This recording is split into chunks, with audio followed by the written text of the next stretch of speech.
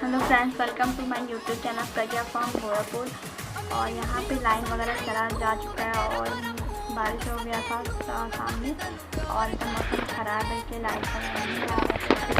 हम लोग मरीज सो गई थी, मम्मी उठाने मम्मी द्वारा बाहर कपड़ा जाने पर मेरा मकान के जाए कपड़ा लेकर आ जाए। वीडियो से मैं थोड़ी दिखाती हूँ आगे वीडियो में पहुँच गया है।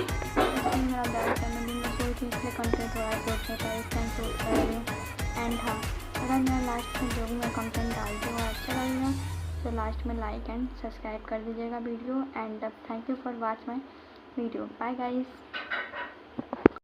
फ्रेंड देख सकते हैं हम इतने अंधेरा आ चुका है, मौसम ख़राब है और हम हैं बाहर कपड़ा उतार चुके हैं। देखिए पूरा अंधेरा हो गया है। गाँव में सुत्ती पड़ गया है क्योंकि बारिश मौसम ख़राब है, लाइट वगैरह नहीं है। गनीमत है कि घर में इन्वर्टर है तो काम चल रहा है। सो गए थे उसके हम बोले कपड़ा उतार चुका, हम लोग चल रहे हैं घर में।